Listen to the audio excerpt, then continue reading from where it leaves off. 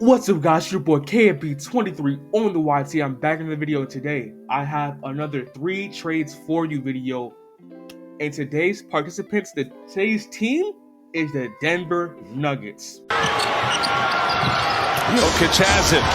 Clock ticks. Got to put one up. Jokic for the win. Oh, it's good. Jokic got it off in time. The Denver Nuggets in this offseason were struggling in certain aspects of basketball where they really need in this year of 2024. The bench was not good. Zeke Nnaji couldn't play. Peyton Watson couldn't hit a three. Bron could not hit a three. It was really bad out there. They had best production and three-point shooting from everybody, actually, because Jamal Murray was struggling to find his shot on the three-point line. KCP couldn't do it. Jamal Murray, after that Lakers series, went quiet, and his three-point shot went with it. And the trade that I cooked up for this team to be better should really help them. Before I announce the 2 trades I got, because today's only 2 trades, I couldn't find a third one. But today's 2 trades are really great, and I will fix a lot of their problems. But before I tell you, please like and subscribe to the channel. I like reading comments. Please leave a comment. I read them every day. I refresh my page just to see a comment, and it makes my day just so much better. Just a comment on your trade ideas, or if you think it's good or not. That's what I really want to see, just to make sure that my GMing skills are still up there and it makes sense, because I don't want to do unrealistic trades. I'm here for realism. But my first trade of the day is Zeke Nnaji and Con for Seth Curry and Nick Richards. Seth Curry, his last name is Curry. You know he's a phenomenal three-point shooter. He has been great in certain playoff aspects of basketball. He's a veteran guy who could average 43% three-point shooter. And come on, pairing somebody like Seth Curry and Jokic, oh my, come on, that's something they needed. There was a lot of wide open threes that the Denver Nuggets just couldn't hit because they just couldn't hit them. Jokic was making dots on the three-point line from most of that for like the Denver Nuggets, not the Lakers series and Timberwolves series, and they were not falling a lot of the times. They were just not falling. And him coming to the bench, which they don't, because the bench couldn't really play. There was certain aspects of the bench, like they couldn't play Peyton Watson and Bron anymore. It just didn't work out. There were just 2 non-threats three-point shooters. They couldn't cut to the basket because they were leaving them wide open when they were double teaming Jokic or making Jokic take a tough look or make a pass that we were completely fine. But teams just can't say, "Hey, it's Seth Curry, let him shoot." That's not a recipe for winning basketball for the opposing teams. It's just not going to work. And Nick Richards, I'm so positive on Nick Richards. He's a really good basketball player. 9 rebounds this year. Why am I lying? Sorry. 9 points this year and 5 rebounds. He averaged around 69% from the field, which is good for a big man. Like, come on. And when Jokic came off the bench, like he went to the bench, they usually put Aaron Gordon at the center spot, or if they're really desperate for bigs, they had to put somebody like DeAndre Jordan out there. I'm sorry, I love DeAndre Jordan, but in the big year of 2024, he cannot play basketball. I'm just sorry. And having him out there will be a lot better. So look at this. When Naz Reid was cooking you in the playoffs this year, and he was getting guarded by Justin Holiday, and his rim protection was either Jokic or Aaron Gordon, it won't be the same way. And when you bring out Jokic, you can still put a 7-footer who can still get rebounds and put up and shoots efficiently from the field. And they really needed that in that Timberwolves series, because outside of Jokic, it was no bigs out there. They really didn't have much length and athleticism. Actually, I would say they had athleticism. They had Peyton Watson and like guys like Michael Porter Jr.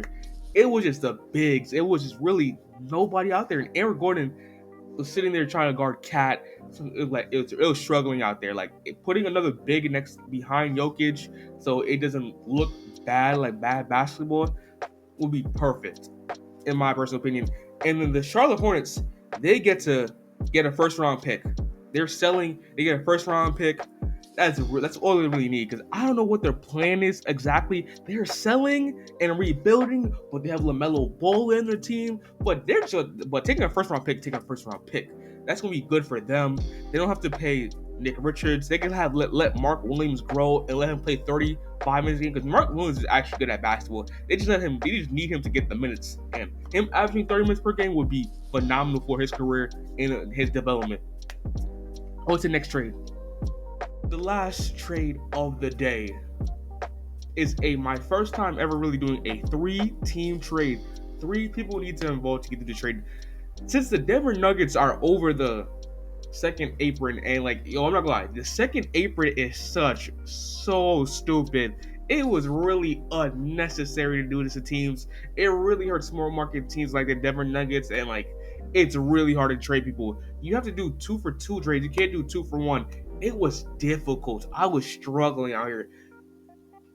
The Denver Nuggets received Dennis Schroeder and Keita Diop, the GO himself. The Brooklyn Nets get Davis Bertans, Reggie Jackson, and a first-round pick. And the Hornets, they're so helpful as a team. Zeke Nnaji and a 2025 second-round pick. Why the Hornets are involved in this trade? Because we need them. We really need them to do this. It's not possible to trade for Dennis Schroeder if we don't have a 3-teamer. And since they're being very helpful, he's a second-round pick. You still get Zeke Nnaji. And they don't have to pay Davis Bertans $13 million this year. They get him off the books. The Brooklyn Nets are a real difficult team to do. They're trying to build around a 29-year-old Mikal Bridges, honestly. And they traded, what's his name? I think Bruce Brown?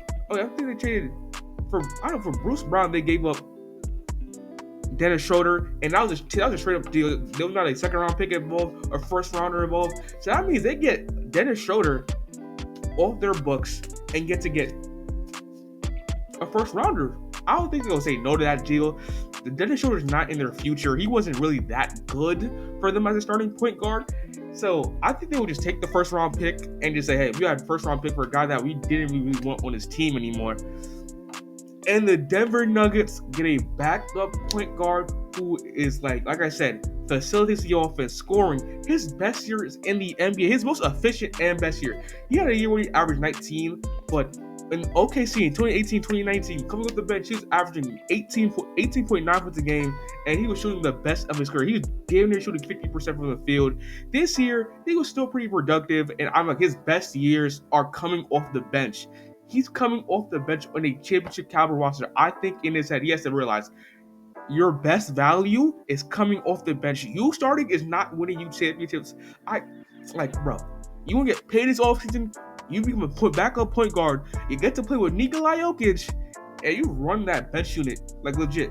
Reggie Jackson was okay. He was mediocre at best. I love Reggie Jackson, but Dennis Schroeder is better than him in the year this year. Actually, he's been better than him for a while. But Dennis Schroeder is scoring, playmaking, helping rookies like Zeke Nnaji. Not Zeke Nnaji, he's off the team. I keep mentioning him, but he's Denver Nuggets fans don't like him. Peyton Watson and Braun, him coming as a backup point guard to set up the offense with Jamal Murray, because Jamal Murray this year was struggling. He was struggling for some of the series, especially in that Timberwolves series where, man, he was getting dogged on the defense, on the offensive end. He was struggling because what's his name? Jaden McDaniels, Alexander Walker, but since they have another guy to need, because they can't keep playing Jaden McDaniels every minute of the game. So him coming off the bench, seeing different defenders would really help this team. Keeps the scoring up, which the bench scoring, they were giving us, the Denver Nuggets bench was just not giving us scoring as of 3-point shooting. And scoring, Dennis Schroeder can do one thing, and he goes the ball in the basket in different ways. He's a great defender. He's the one that was guarding Steph Curry on the Warriors. He was guarding, as a point of attack defender, he was guarding Steph Curry in the 2023 playoffs. He did a decent job at it. It wasn't the best, but hey, he gives a lot of effort on the defensive end, which this team really needs. He is on a one-year deal. You might have to resign. You might lose him in free agency, depending on how well he does this year, or he might just say, hey, I'm on this team. Give me my guaranteed money. Because actually, I don't really know. But 1 year of Dennis Schroeder is better than 1 year of Reggie Jackson. Let's be completely honest here. He's better. 1 year of value is better. And that's pretty much it. That's my last trade of the day. Please like and subscribe to the channel. I'm out. Peace.